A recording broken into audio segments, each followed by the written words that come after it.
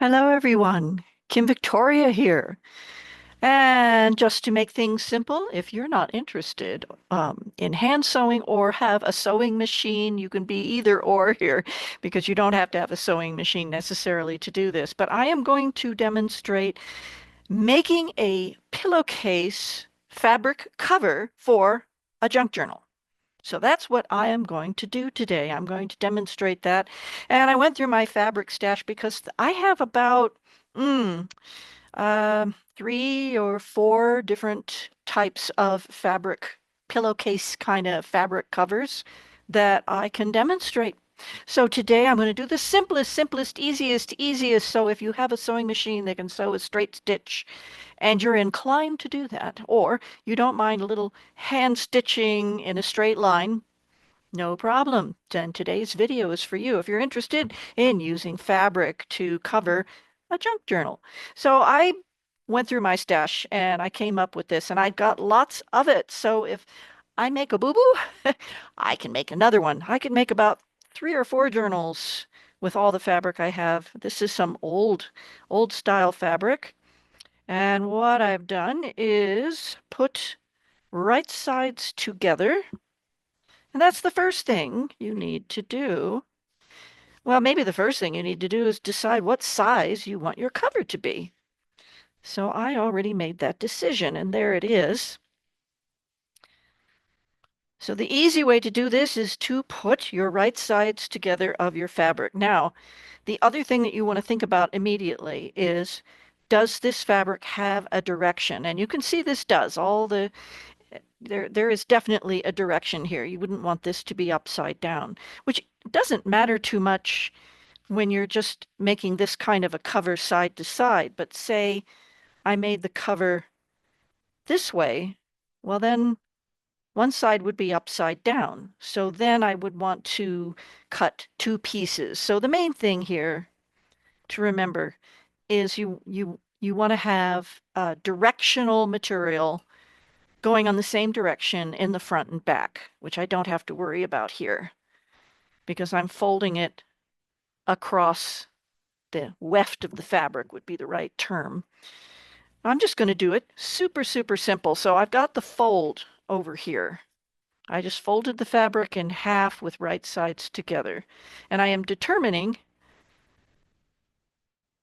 how much I need to cut off before I do any sewing or anything like that. So this is a super simple way of doing a pillowcase fabric journal cover. So one of the things I do is I do have a longer ruler. You just need some kind of straight edge. And I want to make sure that my boards are nice and level all the way across. And I am going to want a little gap in between. So if you're cutting 2 pieces of fabric, maybe you want to have a different color on the inside of the cover versus the outside of the cover. So you could do that. Put right sides together of 2 different fabrics. One could be very plain, one could be very decorative like this. So the other thing that I'm thinking about is I want to allow enough seam allowances. And I'm being very generous over here. It doesn't need to be that wide. I'm just laying it out so that it's good to see. Now, so something I did in the Safari journal is I used a piece of chalk to outline my fabric, and that was a dark material. So white chalk worked great. Well, this has got lots of color, but it's generally a little lighter, so white wouldn't show too well. I just have a box of different colors of chalk. So I'm going to try the green. I'm going to see if that shows up. Uh, it does. Let me see if, yeah. Um, it shows up well enough. It shows up well enough because what I want to do is rather than trying to make precise seam allowances, and that's what you do when you're sewing a pattern, you have precise seam allowances. Well, this is a little bit more imprecise. So I want to mark where I'm going to stitch. So I'm going to mark that with my chalk. Make sure I'm actually getting a line. Sometimes when a chalk is brand new and never been used before, it can be a little hard. So that is working great. And that's all I need to know there. So now that I know they're absolutely straight, I'm going to mark it here. Now, because I've done this before, I haven't done one this simple. I'm doing this one super, super simple. And this is a great way. This is a smaller size. This right now is 6 inches by 7.5. So it's smaller than I usually make, but I wanted to make something small for this demonstration. I don't need to mark in between. And you will see why when we get inside this. So the main thing I want to do that I decided I was going to do here, so I'm just making sure that doesn't move, lining that up, and I'm going to go ahead and I am going to stitch all the way out.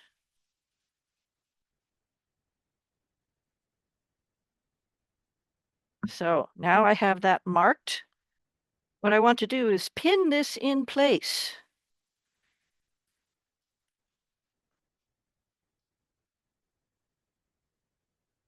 I've got my right sides together. I know where I'm going with it. I'm not even going to cut this off. If it was really a huge piece of material, I would cut off what I don't need. The main thing is to make sure you get this pinned in place, and I want to go right on the chalk line.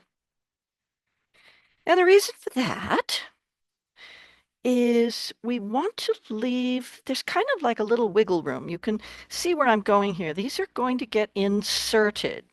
There's one extra step before that, but these are going to get inserted. And I want those boards to be able to go in. So if I sew it a little too tight, I might not be able to get those boards inside the cover. So I just keep making sure everything is flat as I go along. I already had checked to make sure that I didn't have any wrinkles on the sheet of fabric that's underneath. So this way, I know that when I sew it, it's going to be accurate. It's going to be smooth.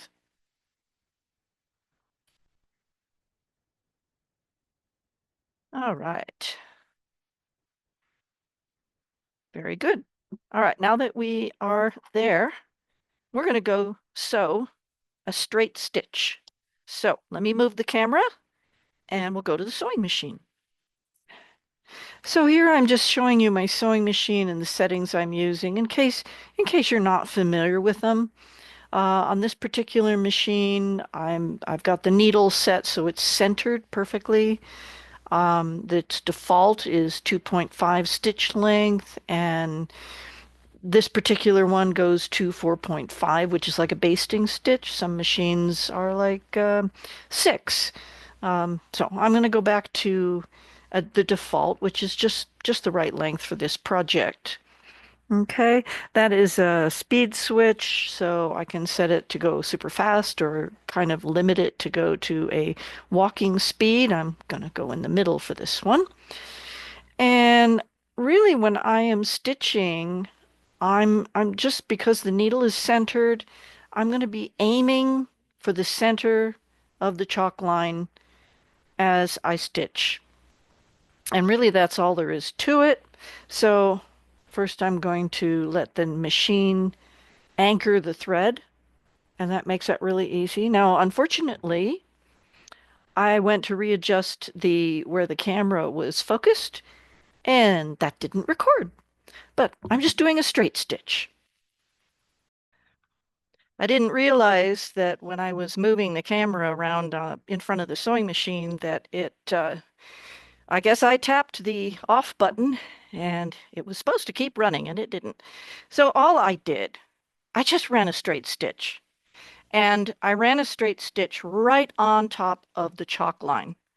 So that way I knew there would be plenty of room for the boards when we go sliding them into the pillowcase. So after I ran a straight stitch, I cut off the excess material. So I just have these seam allowances and I just have to stitch it once.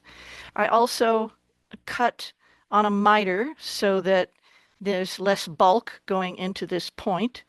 And I stitched all the way to the end. And you're going to see why in a minute. I'm just going to go ahead and miter these edges. I have something in mind here for this. So what we have is a very long pillowcase. It's just a tube of fabric, which I'm going to be doing something with more of a tubular fabric in the next video. So now all I want to do is turn it right side out.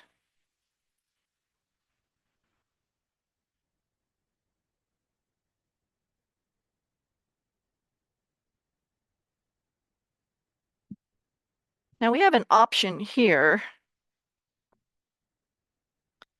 to iron our seam allowances down.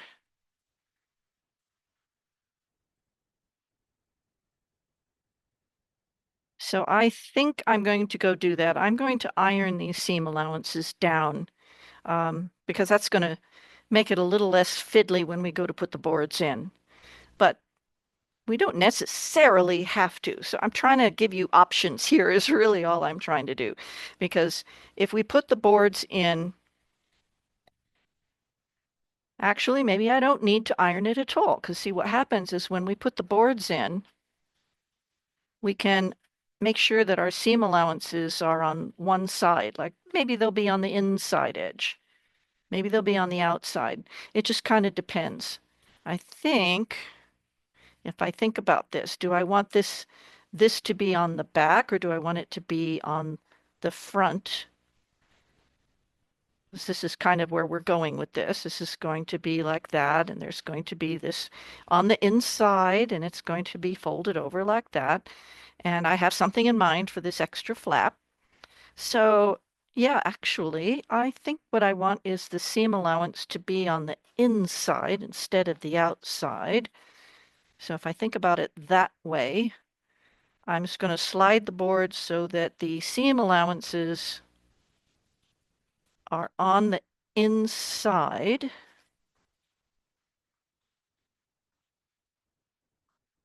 And then you're going to slip this in like a pillowcase.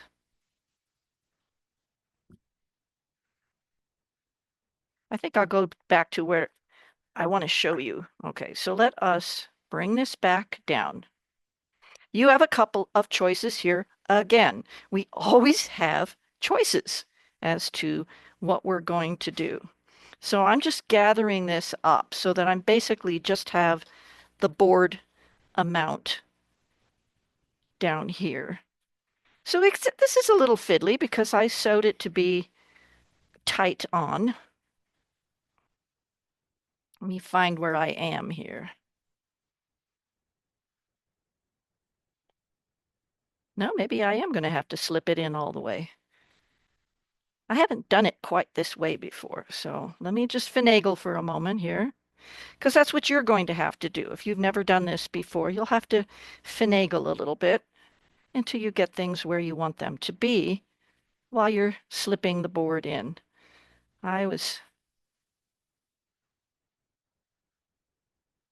This should work. That's good for you to see the whole thing. Well, I hope that I didn't stitch it too tight. Otherwise, I'm going to be making this video all over again. Of course, I wanted it to be tight. I just didn't want it to be that tight. All right, return back to this. Okay. I got it in before, I can get it in again, all right? All right.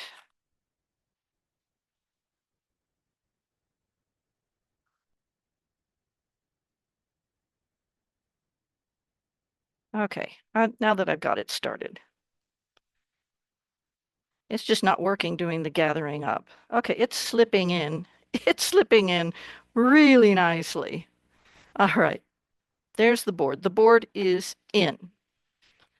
What I had in mind, so let me explain that to you. What I had in mind was if you wanted to have a little bit of glue on the board, but this is fitting so nice and tight.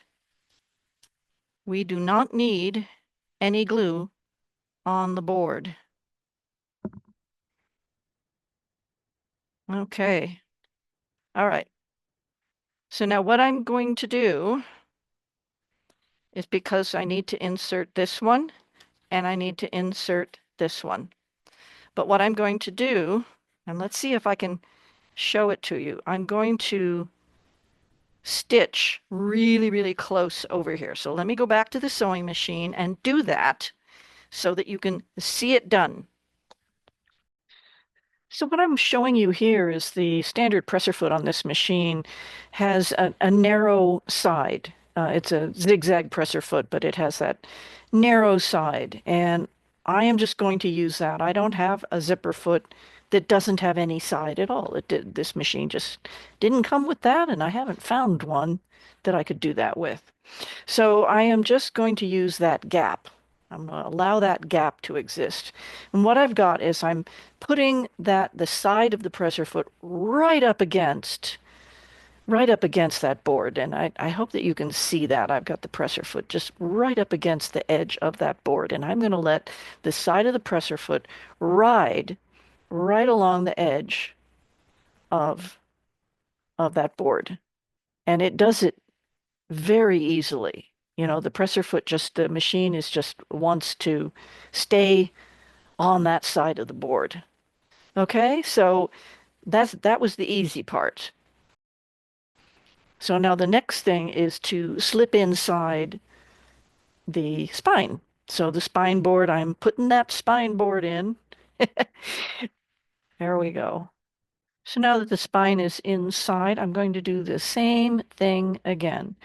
And I'm just going to just let that presser foot ride right along the edge of that spine board. Okay, so now I'm putting in the other cover board, and I'm doing the same thing again. Just so there's one last thing to do is what to do with that extra flap. So everything is really good that way as far as the cover is concerned. It's a really good tight fit. It's really nice.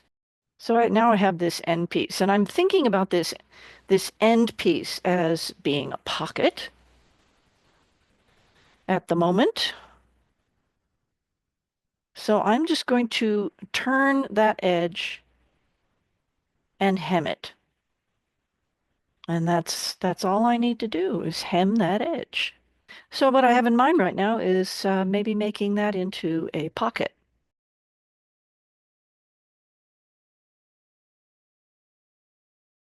The one thing I forgot though is that the board made it impossible for me to stitch it in the usual way. So I had to stitch it from the inside, which was a bit awkward, but it worked. So the thing I didn't realize was that by putting the second board in, it wouldn't be easy for me to hem that end. And the smart thing would have been to hem that end before I put the second board in. But I did figure it out. I just did the hemming from the inside. But remember that before you put a second board in, you want to make sure you hem the end. Okay, so this is the absolute most basic pillowcase sewn journal cover that I could come up with. Very simple.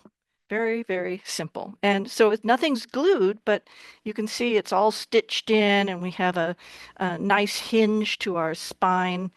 And so this is going to open nice and flat when you have some signatures sewn in. And I am going to finish this, but I want to do cover videos separately. So I left this big, long piece. And as you could see, it really would have been much smarter to do a little hem around the edge before I put this board in because it was really awkward, but that's okay. You know, I also get a little nervous when I'm doing video. I gotta be honest because I'm like, oh, I want it to look good. I want to do it right. And inevitably when you're nervous, something weird is going to happen and you're going to forget things because I'm trying to figure out now where is the camera and what does the view look like. But this is kind of a neat little pocket. And I think that when I go forward with this, there's a couple of things that can be done with this. This could definitely be glued down and it could be two pockets. It could also be hand stitched on the top and the bottom edge. It could be hand stitched down. The other thing that could be done is if you don't have a sewing machine, but you don't mind doing just straight stitching, those two long seams could have just been straight stitched down, and the same thing for holding the spine in place.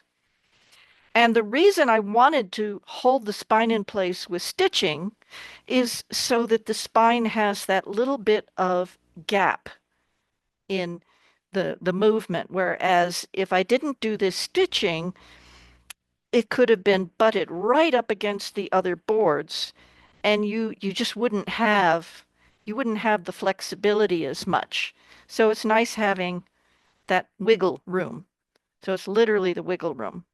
So I hope that this was informative. Um, it's a fun way of just using some fabric and not gluing anything. If I had left wider spaces for the boards to slip in, I could essentially put some glue on the board and slip it in. But as it was, there was no way that was going to happen. This was a nice tight fit. So these are some different options to keep in mind. Now, the next one that I do, I have a definite plan for because I want to add ruffles on both ends. So I'll be demonstrating that. So it's basically going to be the same thing. There's going to be a top and bottom stitching, and then I'm going to stitch the ends differently because I want to add ruffles. So I think that this needed to be just a very quick and easy demonstration that I hope gave you just a little idea of how easy it can be to make basically a slip cover. This could also be wrapped around. There's another option. So when this is filled up, this is another option. I could put like a button on here and have a wraparound or a wraparound closure.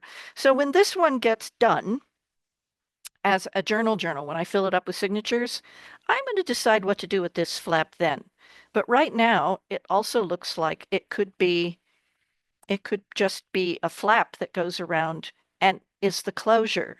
So you see, fabric is just wonderful because you have all of these options that you can do with it. I mean, at this point, I could just skip it being a pocket entirely, stitch it closed, and put like a ruffle or some kind of braid on here, something like that, and just close this up completely and use it as the closure. So I have that option. I could use it as a pocket or I could use it as a closure. So I'm going to let this project sit on the side and just be waiting for its signatures and that sort of thing. I have a lot of cat themed papers and stuff like that. So this one is going to set aside. I'm just going to do my May project and I'm going to do a couple of these pillowcase videos. So I think that's all for today. Thank you so much for watching. I hope that was fun and informative and don't be afraid of stitching your journal cover. All right? So we're also going to do a soft cover, but that'll come later. This one was super simple. Okay. Thanks for watching. Bye for now.